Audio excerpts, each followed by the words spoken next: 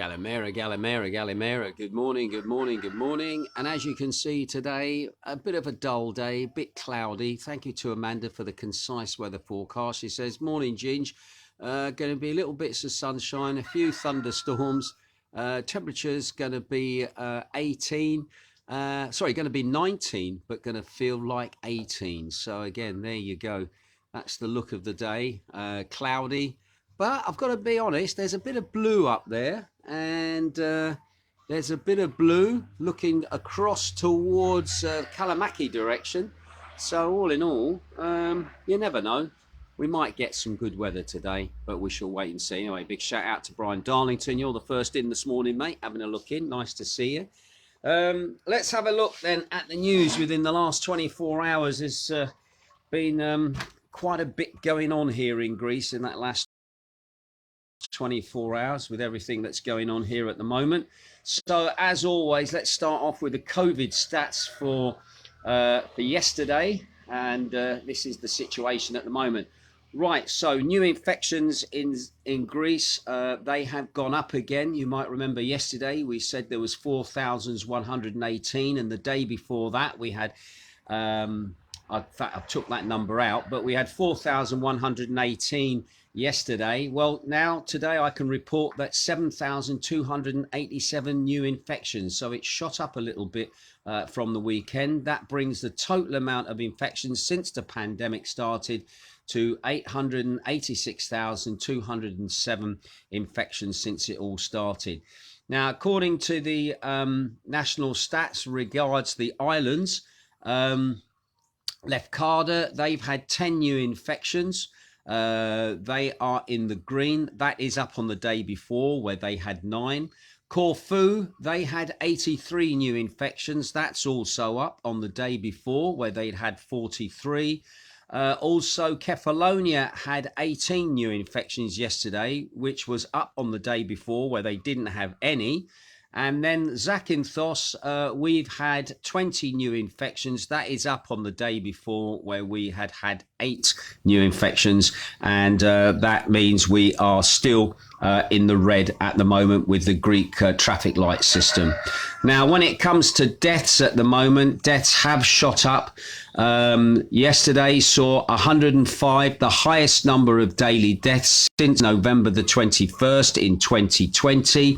That was up on the 76 of the day before, 69 on the day before that, and 91 on the day before that, and that was the highest number since May the 3rd. So they started to take a drop, and then all of a sudden they have gone up.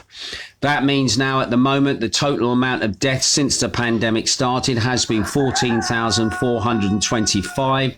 The average age of those people 70 years or older, and 95% of those people had underlying health conditions or problems. Now, when it comes to the ICUs, they've also had a pretty big increase as well. 590 was the number I last reported to you. At the moment, that has gone up to 608 new infections. 365 of those are male, 243 of those are female. The average age of those people is 65 years of age, and 81% have underlying health issues or are over the age of 70. Now, regarding critical patients, 503 of those are unvaccinated or have had 1 dose of the vaccine, and 105 of those are fully vaccinated. Now, in the lieu of this, the Greek Minister of Health, Thanos Plebis, said on Monday that cases of coronavirus, they say, will continue rising, adding there are 2 likely pathways for the disease. Now, the good scenario, he told reporters at the Greek Parliament yesterday, is that the pandemic will peak in the first week of December, and the bad scenario sees the peak after Christmas. Anyway, Plevis reiterated that there will be no generalised lockdown, nor is there a recommendation to the effect from the scientific committee advising the government. The reason 73% of the adult population has been vaccinated and is not at risk of serious disease. He also said, although the minister said that the booster shots are going very well, he conceded that as pressure on the health system from the current pandemic wave rises, we do not have the number of vaccinations we want. There is no interest from the elderly for the first dose. He also clarified that the unvaccinated over the age of 60 are by and large not interested in jabs. Hey, that's me. Looking for the first doses of the vaccines have surged in recent weeks following the spike in new infections, but they are mostly from younger people, he said. We will have a difficult winter time ahead of us. Maria Thanos, the president of the National Vaccination Committee, said during Monday's regular briefing. Theodoros said that the persons who take the booster shot develop additional immunity very fast, with antibodies rising from just 2 or 3 days after the shot. She also added that the third dose of the vaccine has helped reduce the spread of the virus and the number of cases. Theodora noted that the virus Delta mutation has increased reinfections in people who have been sick and vaccinated, and pointed out that booster shots offer the best possible immunity. She cautioned that natural immunity alone is not able to protect 100% from coronavirus, as several studies have established. Anyway, Theodoros Sterelou, the Secretary General of the Primary Healthcare at the Ministry of Health, said, we have exceeded 13,860,000 vaccinations. More than 6,910,000 of our fellow citizens have been vaccinated with at least one dose, which corresponds to 65.8% of the general population and 75.3% of the adult population. Also, he added more than 6,550,000 have completed their vaccinations, which corresponds to 62% of the general population and 71.8% of the adult population. The vaccination program is in full swing, he says. We have the capacity for over 110,000 vaccinations a day across Greece. So there you go. Looks like it. To be honest, I don't think they really know when it's going to be over. They're saying it could be over beginning of December, or it could be over after Christmas. So again, we'll just wait and see. The important thing is they're not talking about any lockdowns at the moment, which is what's happening in other European countries, Austria, Germany, also Holland. They're all taking the lead to start trying to lock down the populations. What's happening here mainly is control of the unvaccinated, like myself. But it was interesting to see that the minister was saying that the over 60s are not interested in vaccination or in any more vaccinations, which is, again, this is interesting at the end of the day. Once again, just to make it abundantly sure, I am not anti-vaccination. I am pro-choice. Whether it's you want to have the vaccine, that's up to you. That's your choice. And if you feel that you need it, you should have it. But if you're like myself, I've had it, I've got over it, and I still do not want to be vaccinated. So again, making that very clear for anybody who might be saying you're spreading an anti-vaccination message. I am not. I am saying it's your choice whether you have it or not.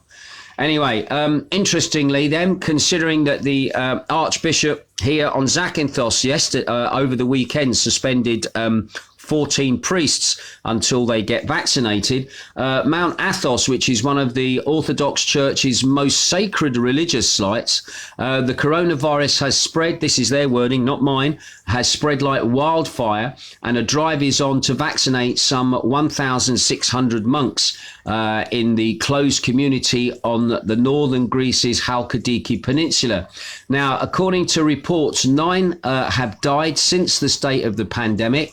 Since the start of the pandemic, and many in the 20 monasteries have been infected, but vaccination rates remain at about 40%, and the relaxation of safety measures has escalated the problem at the popular visitors site. Now, between October and November, at least 100 cases were recorded, said Georgios Mitoulis, who's a doctor on Mount Athos.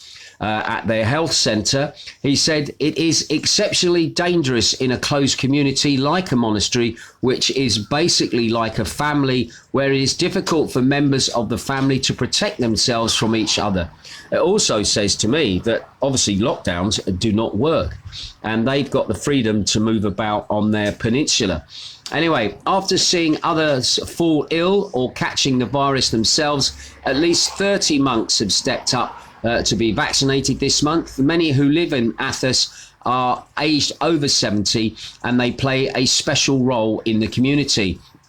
On Mount Athos, the older people are called the elders, the respected elders. They are the guiders of the spiritual life of Mount Athos. They pass on their personal spiritual wisdom and experiences, even in their holiness, and we owe it to protect them, the doctor said. More than 1,000 years old, the autonomous Orthodox Spiritual Centre has scores of small living units along with its monasteries, making it hard to keep track of the infections.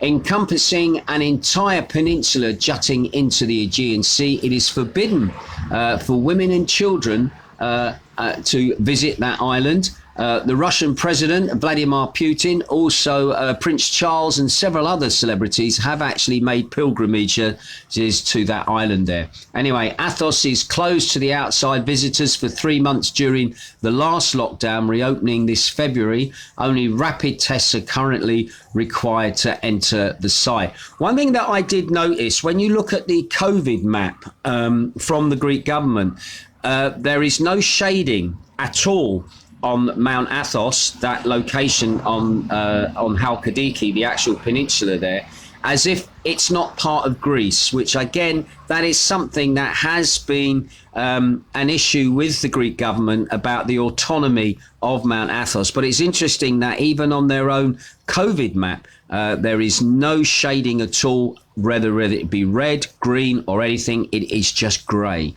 All right, so go and have a look if you want. Anyway, for some time now, the Holy Mountains vaccinations have been a struggle between science and religion.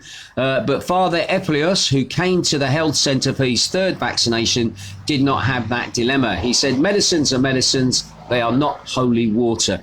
And again, you might remember last year, there was a big thing about they were holding vigils basically to pray the virus away. But again, it seems to be that now at Mount Athos that people are now starting to get vaccinated.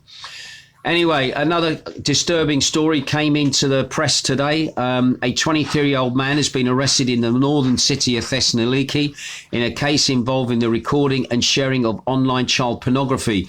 Now, the police of the cyber crimes unit announced that yesterday. A file is being prepared against the 28-year-old man suspected of involvement in the same case, the police said. Police moved in on the two following complaints that pornography material involving adults and minors had been posted on two online cloud services from where it was shared on various online communications rooms as well as on social networking sites. Following preliminary investigations by the prosecutor, the four minors were identified who confirmed that they were depicted in the recordings. Searches were then carried out of the homes of those involved in Thessaloniki and Athens, and a total of 3 mobile phones, 2 computers and a hard drive and USB sticks were also found and confiscated. Outside the investigation, the digital evidence led to the involvement of a 23-year-old and also a 28-year-old man. At first, it was found that a number of photos related to the case were in possession. He was arrested on the spot and was led before the competent prosecutor, and his case has been referred to an investigator. So there you go. If you think you can get away with it here, you can't. They're watching you. And again, I've got to say, the Greek Cyber Crimes Unit are really on the top of their game in lots of areas. Anyway, a football story for you here for those people supporting the local teams. Anyway, APS Zakynthos was eliminated from the Superleague 2, but the team is appealing. A new application was submitted to the Court of Appeal after the first was rejected and was expected to be heard yesterday. Practically, that means that the team is justified. If the team is justified, the game with Levados will be set again on a new date by the organiser. However, if the Administrative Court of Appeal does not justify the team of Zakynthos, then the Islanders will be expelled from the Super League 2 Championship. Now, what's annoying the football team is that the foul committed by the league in its official announcement, it does not mention that Zakynthos will be going to the Administrative Court of Appeal again, and it is not justified. It will be expelled from the championship. Instead, the organisers, who they describe as the mother of all teams, is in a hurry to do everything, it seems, to get rid of the presence of Zakynthos, and it doesn't even, they say, keep the pretext up that there is still a decision waiting from the Court of Appeal. However, an earlier announcement by Super League 2, which came out in the media, stated that Zakynthos is expelled from the Super League 2 Championship, and that is what is causing all the grief. It's interesting to see that when you compare Greek football to the British Premier League, the British Football Association, things are not too dissimilar, all right?